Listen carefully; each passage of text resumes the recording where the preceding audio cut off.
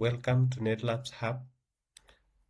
Today, I'm going to show you how to configure SD-WAN Failover and also load balancing on FortiGate Firewall. Do not let one ISP mess up with your business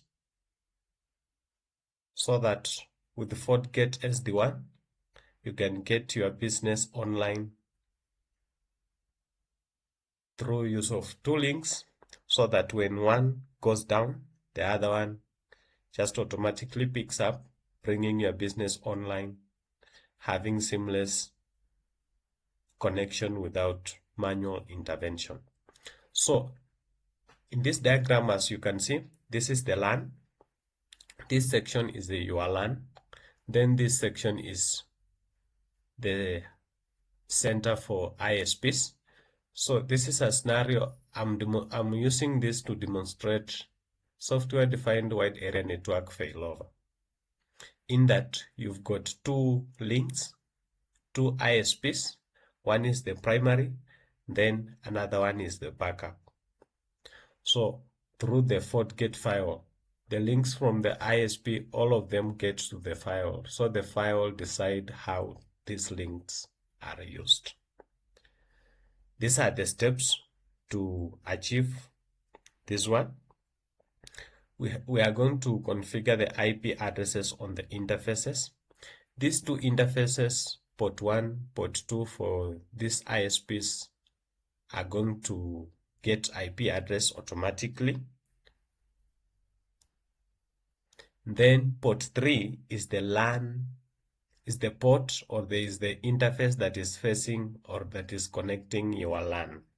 So this LAN interface is we are going to statically configure an IP address from this subnet, possibly the first IP will serve as the gateway for this LAN. After that, step 2, we are going to create the SD-WAN zones. Then after creating zones, we will add the members. Remember that SD-WAN zone is just like a container that couples all the links or all the ISPs that you are connected to. Then the members, these are respective links. For example, in this scenario, it's like in this particular circle here, I have two clouds here simulating the internet. So these two clouds, this is what it means by members. Then the entire circle, that is a zone. So after creating a zone, adding members, then the next step, I'm going to create the static route.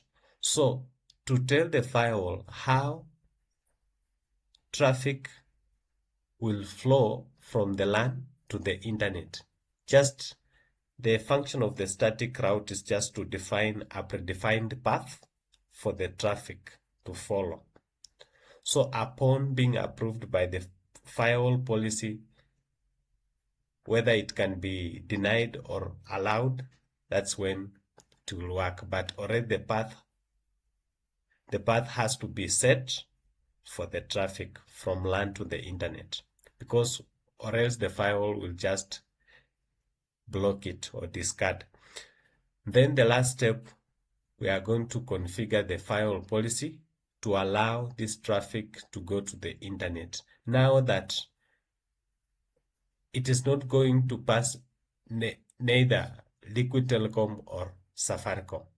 It is going to pass through the zone, the entire zone. Then the third step here,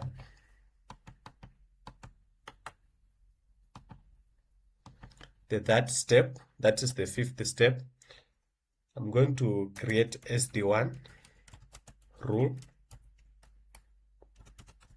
but be SD-WAN performance SLA, service level agreement.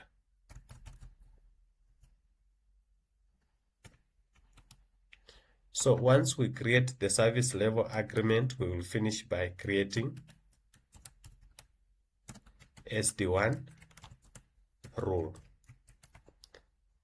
Then the last step is testing.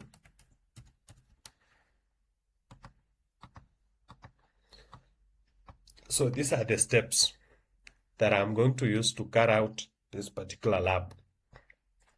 So port 1 and port 2 are going to receive IP address automatic. Then port 3, I'm going to assign the first IP on this from this particular subnet. Then port 4 here, it will be my management port. So you right click, then you access the firewall, the console. You create the admin account. By default, the username for FortiGate firewall is admin. Then the password is empty. You are prompted to set up yours.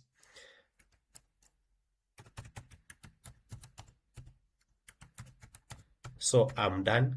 The moment you see welcome, the admin account has been successfully set up. So from here, we configure the host name. The host name is just used for troubleshooting and verification purposes on the network. So I can say it SD-WAN FGT, no problem. Then you see the moment I type end will help me to exit this particular mode and save my configuration, and immediately you will see the relevance here. So once done that, the next step, we configure now the interfaces. We start with the port 1. Port 1 this is the first ISP. It is called Liquid Telecom, and this is the primary. So that port will get, it is going to function in DHCP mode, then set allow HTTP telnet, then ping, set alias LTK 1, or just let's give it the entire name, Liquid Telecom. That is good. Then set role 1. The moment we are done, we go to second ISP, that is Safaricom, on port 2. Edit. Same mode. It is going to work on DHCP mode. Then we specify, we give it the ping capability.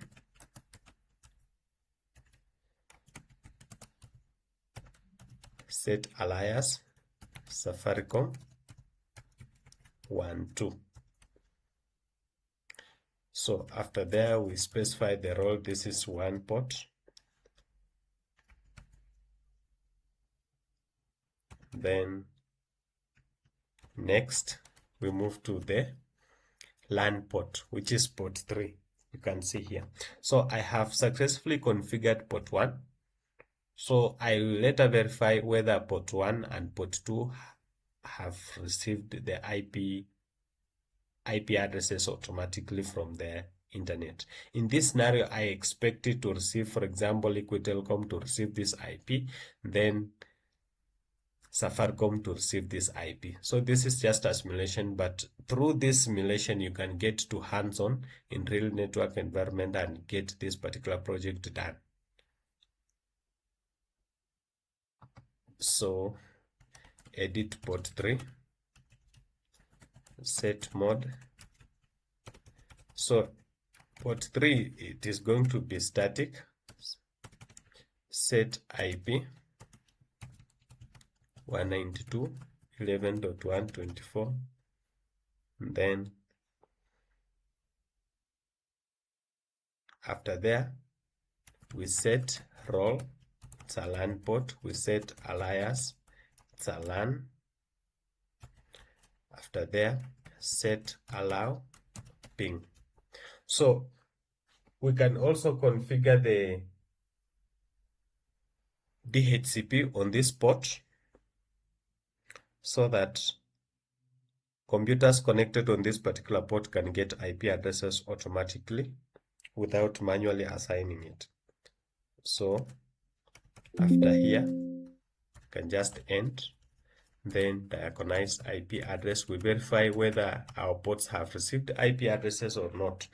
As you can see, this is the first port for the primary ISP, that is port 1. This is Liquid Telecom. Then this IP is for the second ISP, that is Safaricom. Then from there, this is the IP that has been assigned on the interface facing the LAN. Then I have not received the management IP on port 4. The moment we repeat that, sometimes it takes time to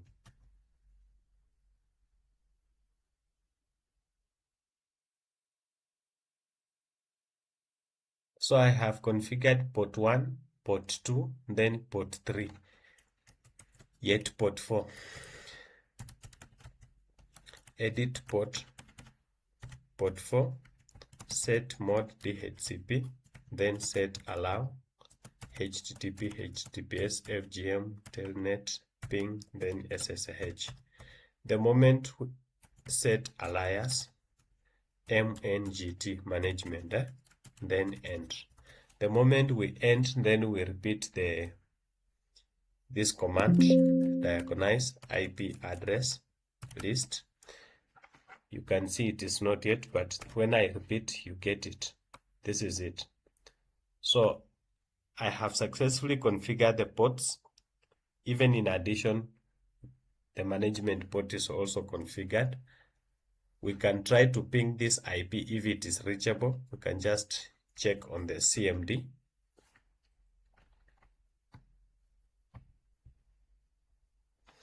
Ping 192.168.10.46.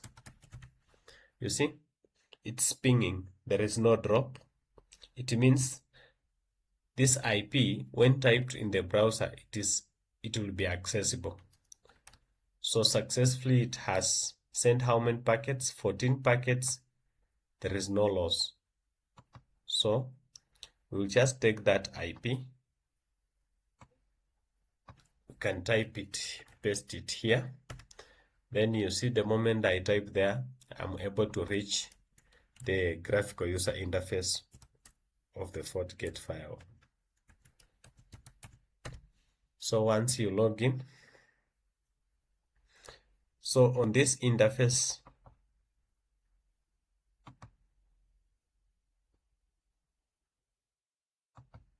this is the graphical user interface for our FortiGate firewall, this firewall here. So once on this interface, we can go to the, let me show you. This is the dashboard. The first tab is the dashboard, then network, then this policy and objects. This is where you create rules. Then this is where you do security related mitigations. So on the network, we go to the interfaces. On the interfaces, I had mentioned earlier that this interface here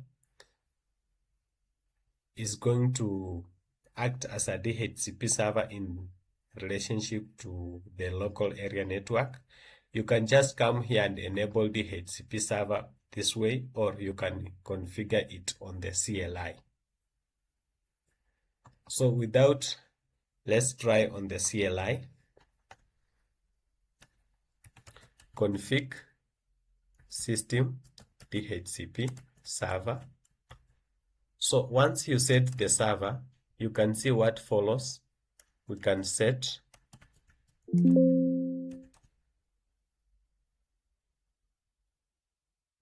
once we configure the DHCP server, then we edit one. From there,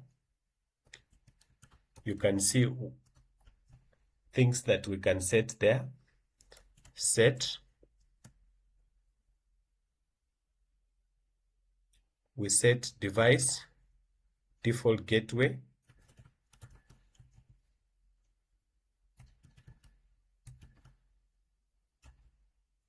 Then we set the device. You can check. These are the things we can set here. we can set the lease, DNS, etc. So set DNS service enable. It can be local or default. So once we set that, you can say config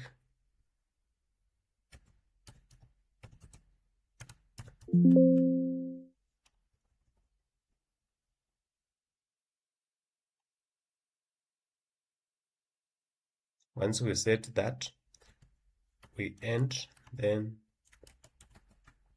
config system DHCP server, then edit 1, then config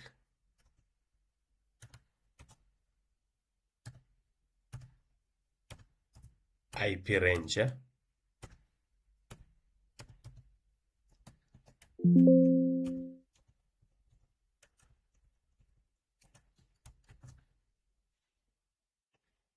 So you configure the IP range.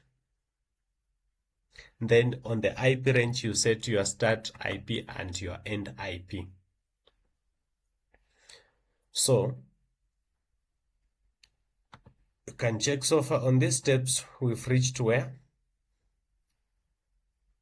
we are moving to creating the zones and the DHCP, the zones and the addition of members. So to minimize on time, we'll just enable here. So we create the static route, but at this moment we cannot create the static route because I'm intending that my traffic will pass through the SD-WAN zone. So I cannot create a static route when I have not created the zone. So you'll come on the SD-WAN. This is the default zone, but I'm going to create my zone. I'm not going to use the SD-WAN zone. It is just going to be SD-WAN. So you see the zone has been created, but as you can check, it is down. So the next thing, I'm going to create the members here. SD-WAN member. So the interface, we start with, this is interface 1, Liquid Telecom, then gateway. The cost, everything is going to remain.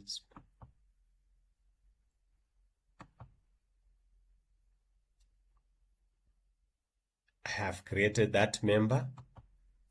Then I have 2 members. Then Safaricom. Also the gateway is dynamic. The status, it should be enabled. Then you see the moment I create the members, you see something here changes. That now I have port 2, that is Safaricom, then port 1. At this point, it is 50-50. So I'll right click on my zone, then add members. Start with Liquid Telecom, then add Safaricom. The moment I do that, now Liquid Telecom takes precedence. You see, it takes precedence. You can see. So majority of the bandwidth is being utilized by Liquid Telecom, being the primary link. So once you do this, this is what you notice here. At this moment, traffic is on Liquid Telecom. So there is volume here. Still, it has greater volume. On session, it's almost 50-50. So once we do this, the next step is to create the static route now. So the static route, I'm now going to condition the flow of traffic when it reaches here, it must pass through the zone, not any individual, not through any ISP here. So static route,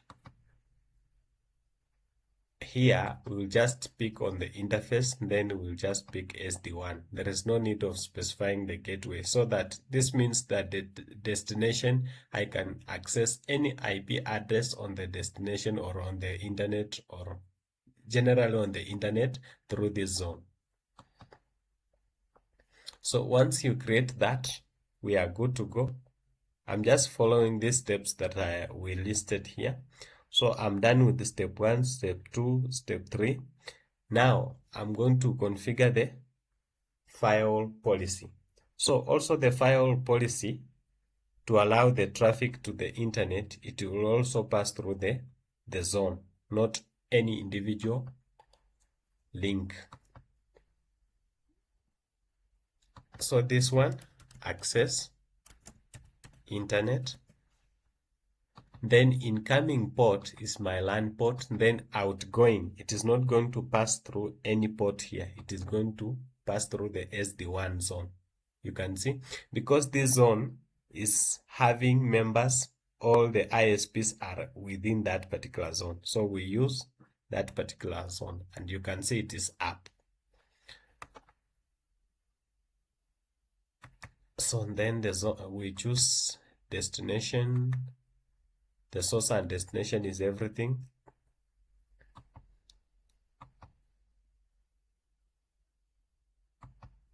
There is something that is not right here. I have not specified the service. So you see, the moment I just create this rule, I can be able to ping the internet. Because this particular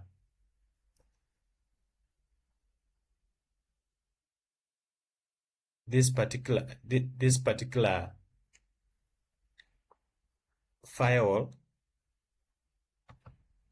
has now affirmed that we can, any traffic from the LAN,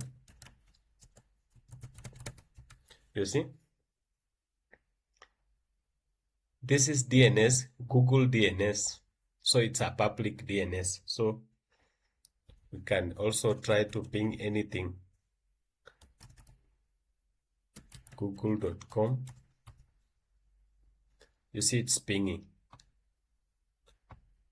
So on the file, I can comfortably access the internet. So once we are done with that, then the remaining part is to create the SD-WAN performance service level agreement, so that in that when this link goes down, traffic should comfortably pass through the alternative link. So with that,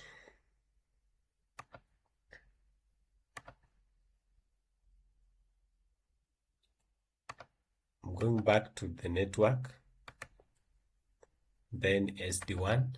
Then on the SD-WAN, you can see that there is SD-WAN zone here. Then this is SD-WAN rule. At the moment, there is a default rule that is capped on the denying everything.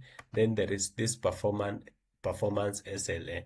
This is where you can create a rule whether to limit the utilization of a specific ISP or not.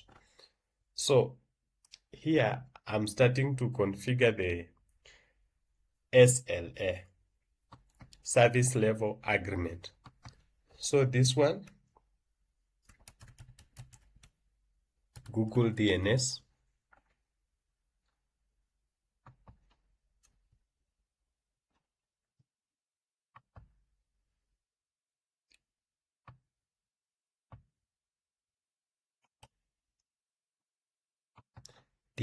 Google. So it is saying that is reserved. No, we can just ping DNS. So In this scenario, I'm going to use the ping protocol so that the probe mode is active. Then the server, I'm going to specify the DNS server for Google, then DNS server for Cloudflare. Then participant, I'm going to specify so that Liquid Telecom, then Safaricom. Those are my participants within the zone. Then I'm going to enable the SLA target, Service Level Agreement target. The moment I do this, I'm going to latency, I'm going to give it 200. Then jitter, I'm going to give it 50. Then packet loss, just 2% is okay. Then on this,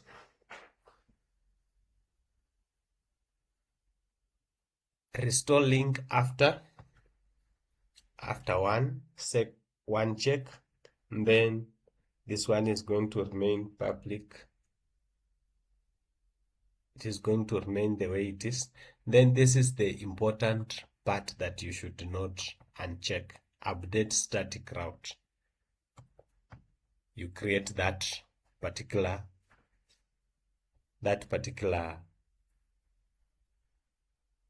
SLA, and you see it is down at the moment. It is not in use.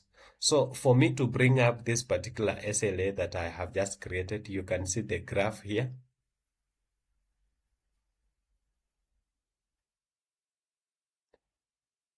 You can see this is the graph of that particular service level in terms of latency, in terms of jitter, you can see.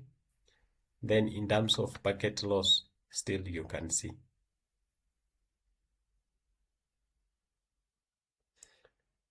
So the next thing, to bring up my SLA, I'm going to create the rule.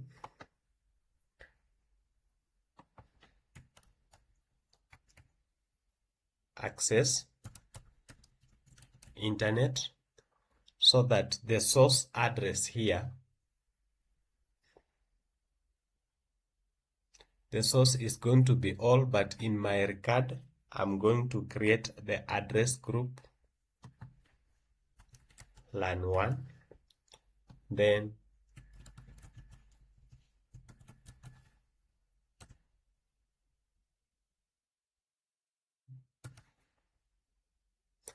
that one,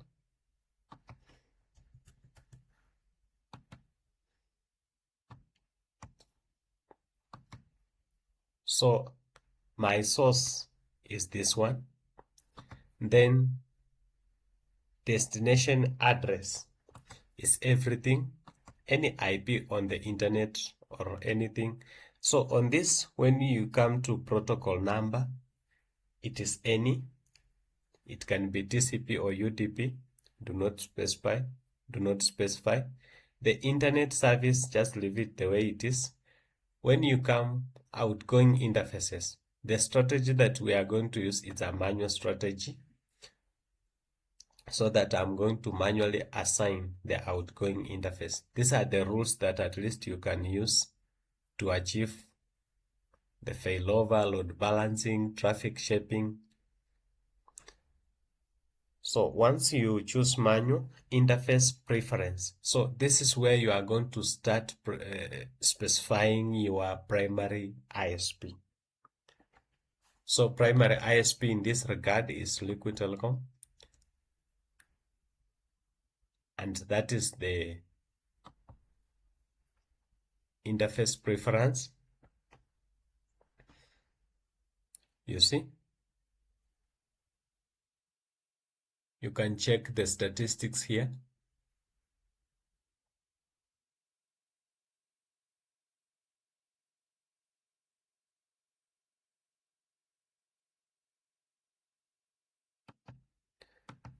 So the zone you choose your zone, then this one you leave it the way it is, then okay.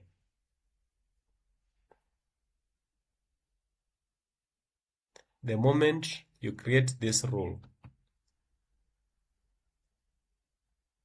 you see, the service level agreement is up. You see? So we can now test. Let's go to user 1.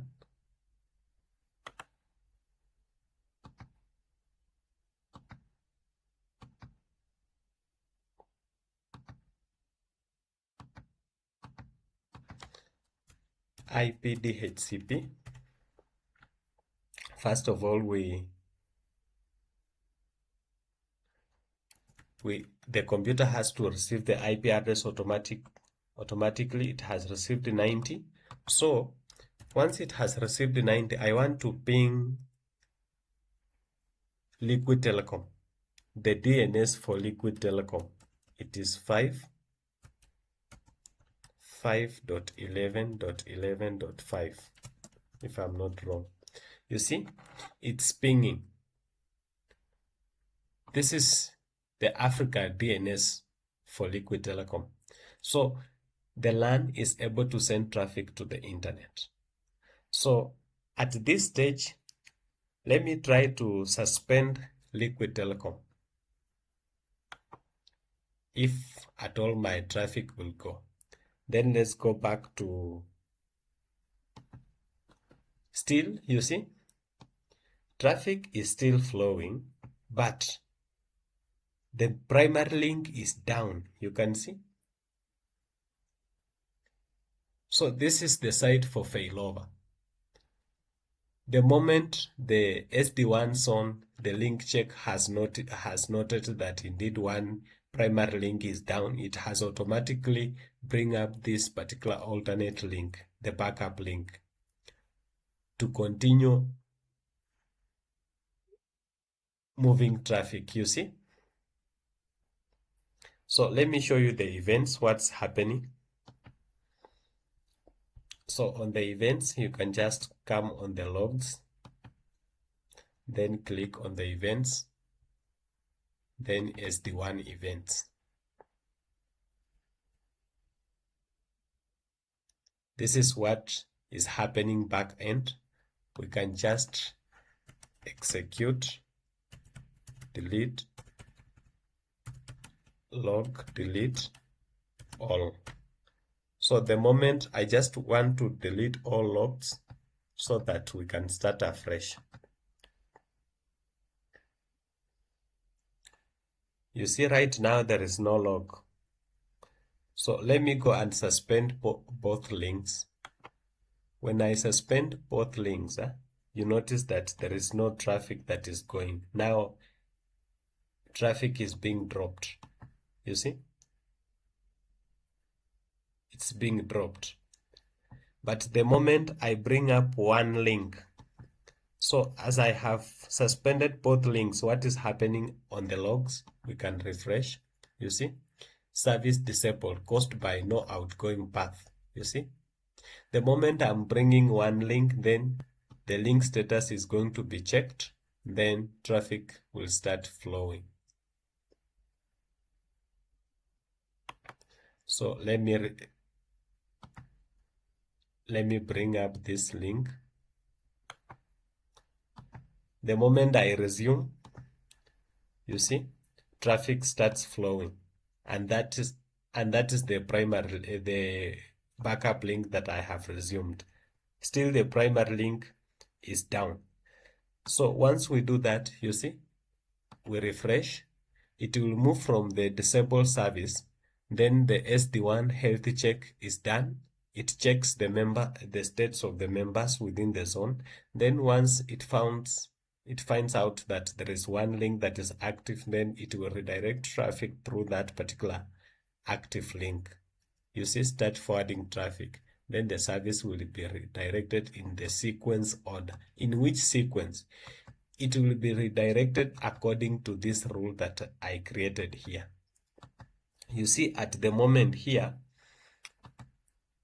at this section, this means that traffic is passing through port 2, and port 2 is the Safaricom link, the backup link. Then The moment I suspend or I shut down the Safaricom link, you can delete or just let's suspend, then bring up this one. The moment we do that, you see, so this is the percentage that I specified for the packet loss. You see, traffic forwarding has resumed. When we check on, when we refresh this one, it will be green because it has shifted from Safaricom, that is the backup link, to the primary link. You see, this yellow, it is the previous traffic that passed through this when the primary link was down. You can check here. All this time, traffic has been passing through the Safaricom, but at the moment, it is passing through the Liquid Telecom. So when we move to load balancing now it deals with costs, so that the primary link you can change cost, so that the higher the cost, the higher the traffic. You can prioritize using this cost here, which particular ISP will carry which type of traffic or how much traffic will it carry. You can specify in terms of bandwidth, that is megabits. Maybe we can say, in this instance, we can say that Liquid Telecom 50 Mbps, then this one is 20 Mbps, you see? So that if you are browsing, maybe you are dealing with tasks that need greater bandwidth, you will be preferred with a link that has that particular provision. So that is how we carry out failover and load balancing using SD-WAN on FortiGate Firewall. Thank you so much. Thank you so much for following along this particular lab. Feel free to subscribe to Netlabs Hub on YouTube. Like, comment, share. Thank you. Let's meet on the